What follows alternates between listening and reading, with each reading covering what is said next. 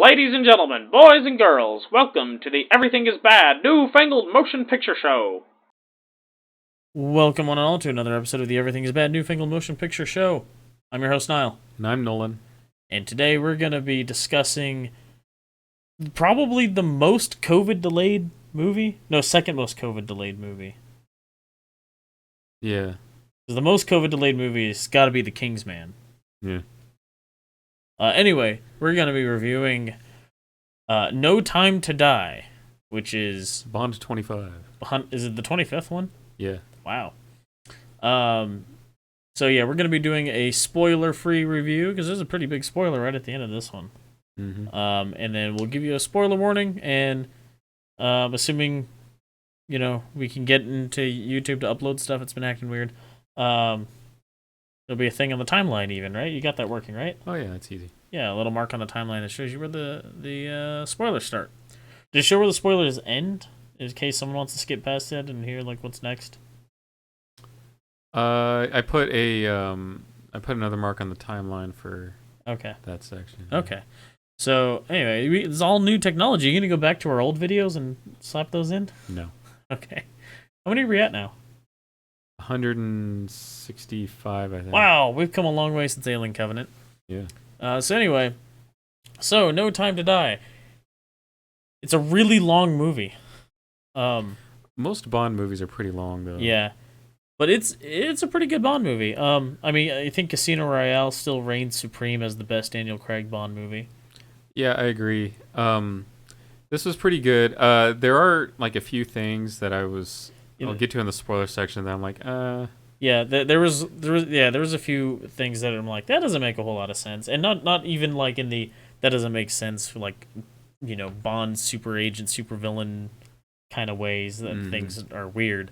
It's no, even taking that into account, that particular thing doesn't make sense. Well, the few things I'm I'll get into the spoiler section. The few things that stick out to me can all be explained as far as why they are there by a change in the script that was a minor change to make maybe something make sense, but then there was a domino effect and other things now didn't make sense. Yeah, I think I know where you're getting with that, but we'll definitely discuss that in the spoiler section. Yeah.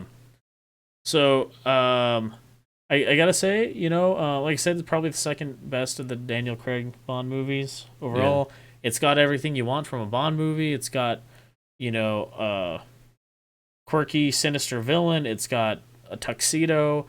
It's got a fight in said tuxedo.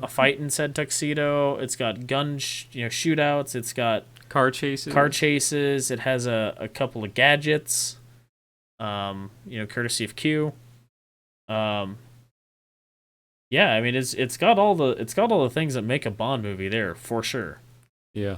And the only thing is there's some close-up shots of Daniel Craig where you go, feels a little bit old to be doing this shit. When was Casino Royale? 2006. Yeah, so it's been a while. Yeah. And there are a number of reasons why, because I think he had signed a deal for a certain number of movies, and there are a number of reasons why each one of those got delayed, which just domino effect pushed them all out. Yeah, one of them was the writer's strike, which wasn't even you think about the writer's strike, everyone remembers the writer's strike, and everyone's like, oh, that was forever ago, though. Except that it was the third Bond movie. No, second Daniel Craig Bond movie that got delayed from that, so. Yeah, and it resulted in the worst one. Yeah. That was Quantum of Solace. Right. I fell asleep in that movie both times I saw it. I missed the same section. It was a pretty boring movie. Yeah. But anyway, so, but yeah, and it's got, I wasn't sure when they announced Rami Malek was going to be the villain in the next Bond movie.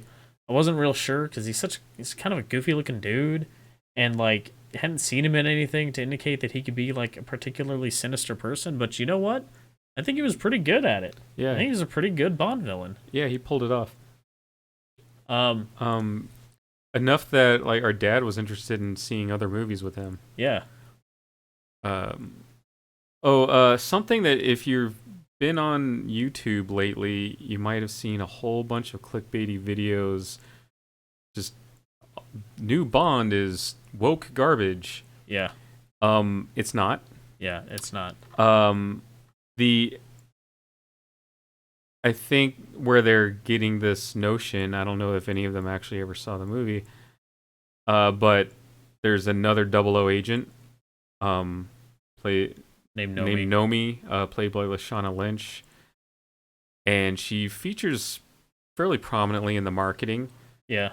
And they're out there. Oh, she's gonna replace Bond and all the stuff. And I can in the spoiler section, I can get into specifics as to why this movie is not woke, if that's a concern of yours.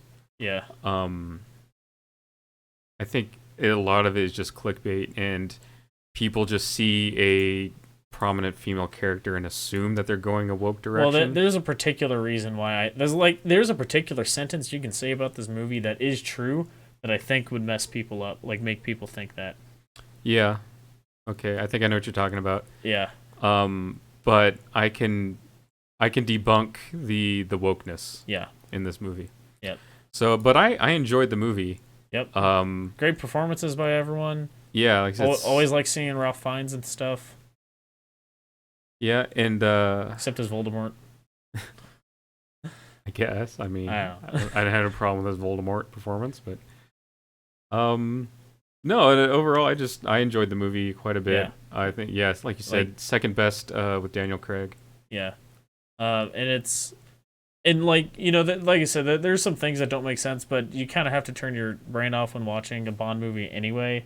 Because there's always stuff that's it's not nearly to the level of the Pierce Brosnan Bond movies. No, it's not. Those got just batshit insane. Like, was it You Only Live Twice was a Sean Connery.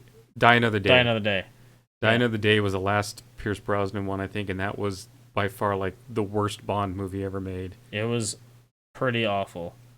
But so yeah, I'd recommend going to see it. If you can deal with being in the theater for 3 hours, because with trailers, you're going to be in the theater for 3 hours. This movie is longer than the runtime for Dune.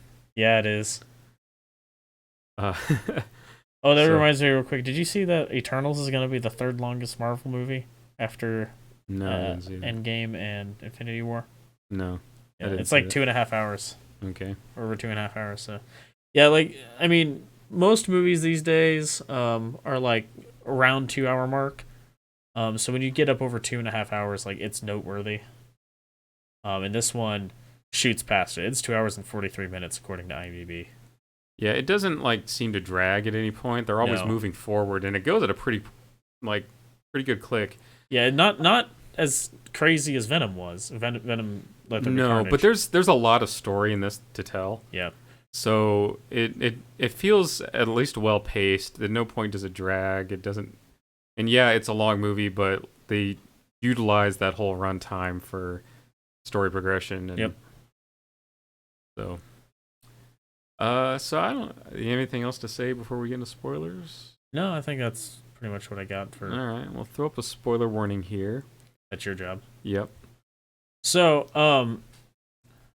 a true sentence one could say about this movie is, in this movie, the new 007 agent is a black woman.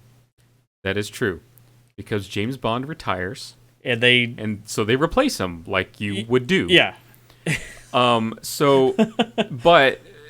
in debunking the wokeness, at no point do they ever make her in any way superior to him. She gets one over on him when they first meet, and he's unaware of her even existence. Yeah. Where she tricks him into her giving him a ride so that she can tell him, "I'm the new 007. Right. So stay out of my way." Yeah. But after that, he's always seems to be kind of one step ahead of her on everything. And then once they're working together, they get a mutual respect for each other. Yeah. Even at the end, she says, "I think Bond should have the 007 code back." Yeah. And everything. And they do have respect for each other, and it's like a partnership there at the end. Yeah, well, basically, she does everything by the book, and Bond doesn't. But out in the field, you kind of need Right. you Like I need said, initiative. until they're on the same page working together, he's always actually, except for one instance early on, he's always a little bit ahead of her on everything, and she gains respect for him, and like she sees him operate, and Yeah. sees why he's so renowned in the spy community. Yeah. So yeah, it's not a wokeness thing. And then the other thing is that there's what their people online are saying is that because at the end of this movie, this is the big spoiler, James Bond dies. Yep. And there's no like, oh, could he be alive? Absolutely, He he's dead. takes a cruise missile to the face. He takes a cruise missile to the face. He is dead. Which would make her now the new 007. People are like, oh, they're going to go forward with this female Bond. Except there in the credits, black screen, big white text, James Bond will return. Which is at the end of every Bond movie. Right.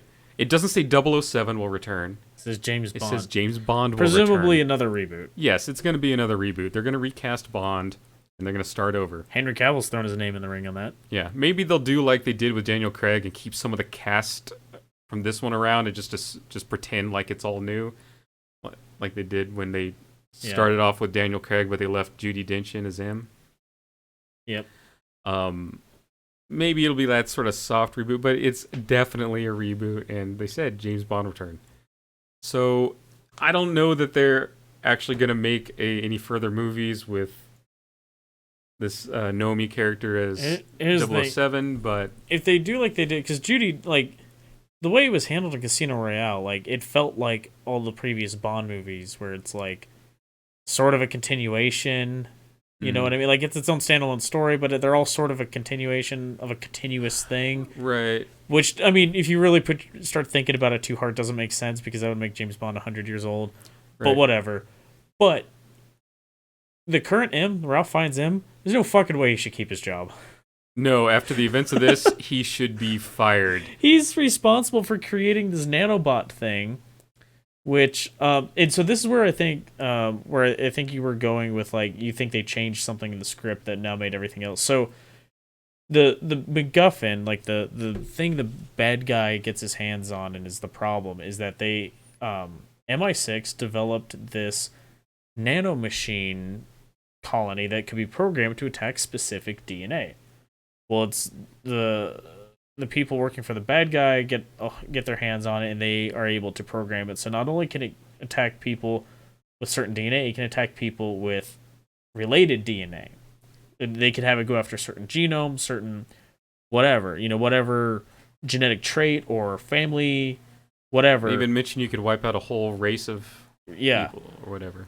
And so the thing is, it feels like that was originally an actual virus, like the way it was written, because it's developed at a bioweapon research facility. Like they're talking about, like, anthrax colonies and weaponized smallpox and the stuff. People that are supposedly working on making it are growing. Right. They're like the main villain Rami Malek has like this garden of poisonous plants, and like they're growing something that's.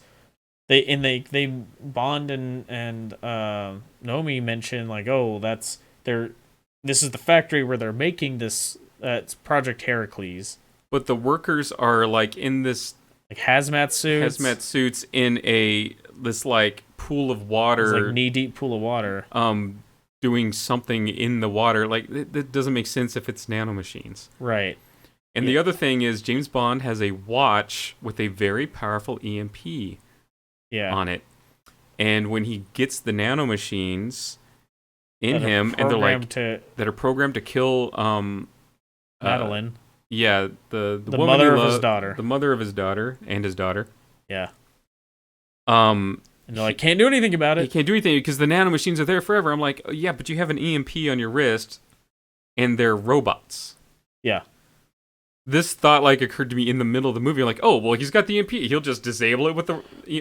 No, never mind. I saw this movie twice, and the second time I saw it was with you, and you were like, oh, so he's just going to use the watch on that, right? And I'm just like that like nervous puppet meme. Yeah, like the look out of the side of the eye. Oh, just hit the mic there. So it's like, not Yeah, not I really think like they wrote it as a virus, and then at some point someone's like, it doesn't make sense to program a virus. They're like, what about nanomachines? That makes more sense. Also, Sure. maybe don't have a weaponized virus as the MacGuffin in a movie right now. That could be also it. Maybe they're like, ooh, virus thing. Yeah. No. Yeah, no. Yeah, so, but they didn't change anything else related to it, which tells me it was like a late. Yeah. It might have been like, it was a virus, COVID hit, and they're like, oh, we need to change this. And they did some reshoots to make it nanomachines. Yeah. But they didn't like do a lot of reshoots. Yeah. Well, So, I mean, it feels like with clever editing, they could have pretty much gotten away with just Q in the reshoots, honestly. Or like, I think there's like maybe one scene that also had M and Moneypenny in it, yeah. Tanner. But Yeah. like, it feels like a lot of the scenes where they're talking about nanomachines, it's pretty much just Q. Right, because otherwise they just refer to it as Project Heracles. Right. Or whatever, which could be anything. Yeah. So, yeah, there's that. And the other thing that tells me they're going to, by the way, getting back to the reboot thing, is they kill off all of Spectre. Yeah, the entirety of Spectre, including Blofeld. They're all dead. And they kill off Felix. Yeah. So a lot of characters and this organization that are key to the Bond mythos are gone. Yeah, all that's left is what's his name, the Spanish guy. He didn't die in that last one, did he? The guy, I can't remember the character name or the actor name. He's that Spanish dude who's in Pirates of the Caribbean. I think he's Spanish. Javier Bardem? Yeah. No, he did get killed in the last one, I thought. Oh. Did he? He was a recurring villain from Quantum of Solace, right? Yeah. Yeah.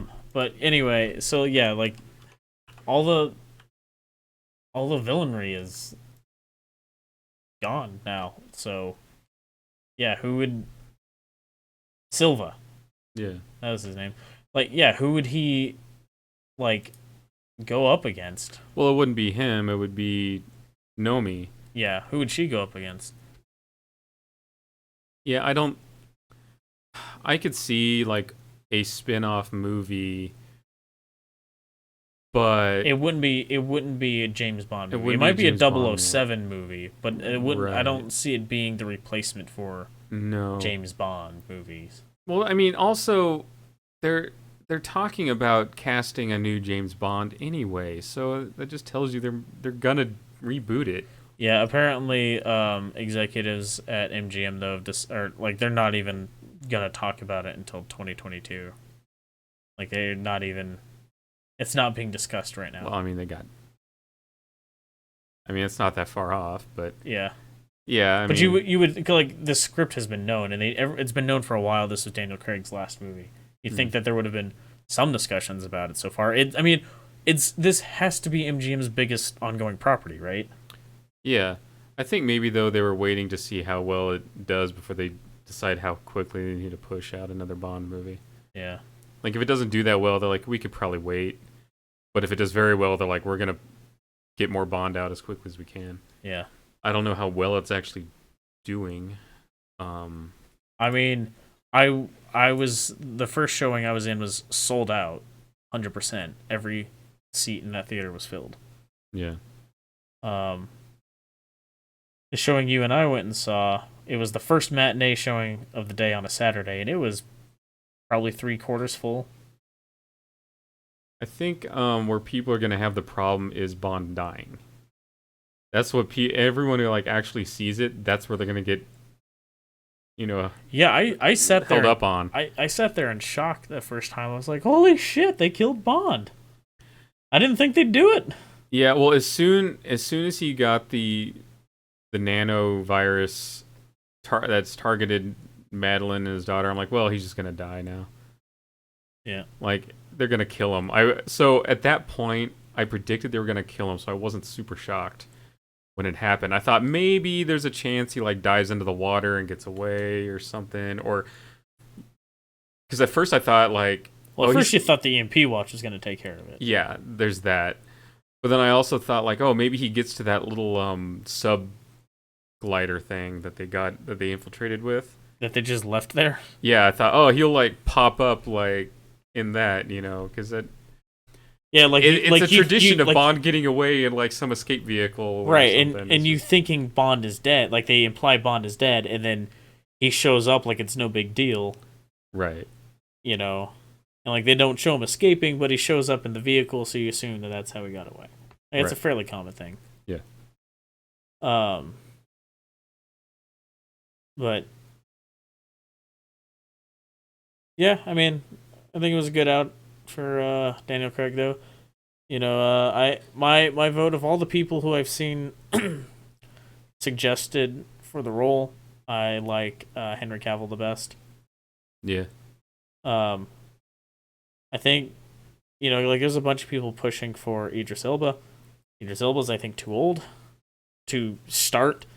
Like, Henry Cavill's still a fairly young guy, so, like, you could get several movies out of him. Yeah, when you consider that their movies, there's always several years between them. Yeah, there's usually, like, 4... I mean, we don't want another situation... 3 or 4 years between like, Bond movies. With Roger Moore, where he was just way too old. And, like, the last one he did, the Bond girl was the same age as his daughter. Super creepy. Yeah, and he was uncomfortable with that. As you should be. Right. But I guess they gave him a ton of money. Yeah, like, I don't care, like, what your opinions, like, what the rule of like, half your age plus 7 for an age gap or whatever. If someone is the same age as your child, they are too young for you. Yeah. But yeah, but I mean, I think like for me, Daniel Craig was my favorite Bond. Yeah. I'm not gonna say like he had all the best movies because he didn't. There was one. I mean, they were generally pretty good, except that Quantum of Solace was bad. But the other ones were pretty good. But like I grew up with like all the Bond movies. Like so I'd seen like. By the time the first Pierce Brosnan one with GoldenEye came out, I had actually seen every Bond movie up to that point. Yeah. So I like was familiar with all of them, with all the actors. And so I guess like for my age, like when that came out, I guess because everyone talks about like, oh yeah, my Bond is I guess Pierce Brosnan, just because I was. When GoldenEye came out, I think I was like maybe 10 or 11 years old or something. Yeah. And so I kind of, but other than GoldenEye, all of the Pierce Brosnan ones were terrible. I think you would have been 9 in GoldenEye, because that came out in 93, didn't it? I don't remember. But they were all terrible movies. Except for GoldenEye was good. And then GoldenEye was fine. Yeah. I mean, to me, like... But I think Pierce Brosnan was a fine Bond. 95, I was wrong. I just bumped the mic again. So... Okay, so I'd been 11. Yeah. So, for me, like, the only Bond movie I remember seeing in theater before Casino Royale was Die Another Day. That's a terrible movie. Even at 8 years old, I think I was when that movie came out. It came out in 99? No. 2001? I don't... Anyway, I would have been like 10 years old probably, I think, when that came out. Even at that age, like, I was like, this is a dumb movie. So I'd seen every Bond movie from GoldenEye onward in theaters. That was the first one I saw in theater. But I'd seen them all in theaters now, after that. Yeah. But yeah, I remember sitting, Die Another Day, was just like, this is dumb. Yeah, it really is. But so yeah, well, hopefully they keep up with this. Like, I think the like reducing the number of crazy gadgets and like. Well, I know there are people out there that kind of lament the silliness and wackiness of old Bond movies, and some of them could be pretty silly, even back in the Sean Connery days. Yeah. But I like the somewhat more grounded. Yeah, I do too. Um, Daniel Craig ones that do have some gadgets, but not a lot of gadgets, and they're not quite as extreme in what they're capable of doing. But it feels like at a certain point they were trying to compete with Mission Impossible. Yeah. With like, because Mission Impossible is always about like the tech stuff too. Yeah. And it feels like at a certain point they were trying to compete with that. That could be, yeah. They were like, we can't let these Yankees make a better spy movie than us. Right? Right. Well, I think they overcompensated. Yeah. But yeah, so end of an era. Oh, no, it always feels like the end of an era when, like when you switch to a new Bond, it's like, bookends an era of cinema. Right. And I'm curious to see how they handle it going forward. I would like to see Henry Cavill as Bond. I think he'd make a cool Bond. Yeah. Because Daniel Craig, like, there are a few shots, and like he's retired, so it kind of makes sense, like story wise. Yeah, but where he lets himself go a little bit. Yeah, like there are a few shots where you're looking at it and you're like, he is too old to be doing the shit he's doing right now. Yeah, but I mean, he was fine when he started off, but yeah, how old is he now?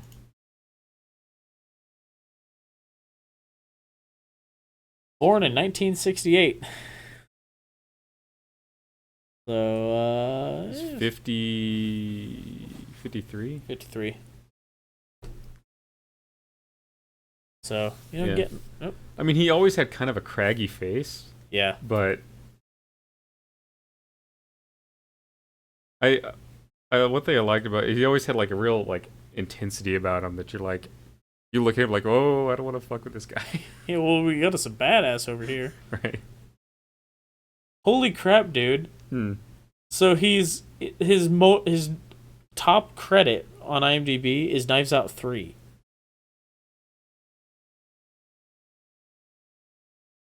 Yeah, those are being made for Netflix, I think. Are they? Yeah. Okay.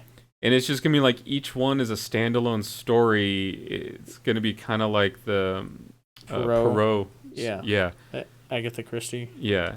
So Benoit Blanc. Yeah. Is gonna be just. Yeah. No, I knew that's the direction they were going, but I was like, holy crap, they've greenlit a third one already. So the way I still heard in it, post-production. the way I heard it is they greenlit a series. Okay. So it could be though that each episode is like movie length, and they're gonna be like, they're not gonna be like release like a whole series. Yeah. It'll be kind of like they did with Columbo, where it's like there's a bunch of made-for-TV movies, kind of. Yep. I mean, no Daniel Craig, no Daniel Craig movie will compare to Logan Lucky though. Joe Bang. Yep. So, but I think we pretty much covered this movie. I mean, there's some other things about it that it's like that doesn't make a whole lot of sense, but we'll suspend disbelief for this. Like, Rami Malek's, like, he got his revenge on Spectre, so it's weird that he was continuing forward with a nefarious plot. Right. See, I thought it was gonna be like, no, I have to go after everyone related. I thought. Yeah, I thought he was gonna be like, well, the only reason Spectre's out here doing this shit is because MI6 is over here doing this shit. And so I gotta go after everybody. Well, no, I thought it was gonna be is like, okay, I got all the Spectre people, but I don't have all their children. I don't have their spouses. I don't have their parents. Because Spectre took his whole family. Yeah. So I thought he was gonna be now targeting just everyone, a blood relation to any of these people. Yeah. Nope. Instead, he fell in love with the teenage girl who he almost killed, but then saved from the frozen ice at the beginning of the movie that Bond then had a child with, despite having his nuts absolutely pulverized in Casino Royale. It's like one of the scenes everyone remembers. Oh, every dude does anyway. Yeah, I remember just like crossing my legs in the middle of the theater. Like, ooh. Yeah. Alright, so our next movie that we're going to review, I think, is going to be The Last Duel. Duel. And You you have to Adam say it Driver? that way because Adam Driver is in it. And if you don't understand that reference, you really need to go see The Dead Don't Die. With the theme song, "The Dead Don't Die" By Sturgill by Simpson. Sturgill Simpson. So then after that, though, we've got Dune, The French Dispatch, Ron's Gone Wrong, all in the same weekend. It's going to be a busy weekend. Mm-hmm. I don't think we're seeing Last Night in Soho. One of those movies might get pushed back because the following weekend is nothing we're interested in. Kind of interested in the Last Night in Soho. Yeah, I don't know if I want to see it in the theater. Maybe not.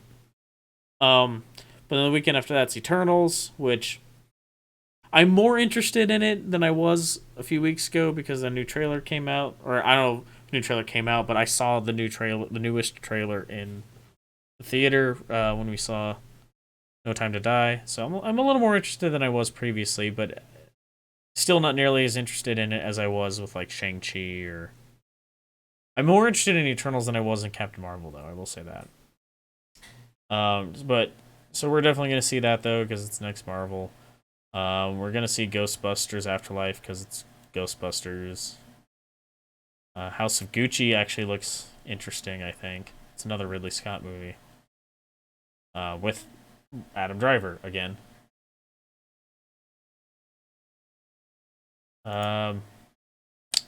That's through November. December is Spider-Man: No Way Home, and The Matrix Resurrections, and The King's Man.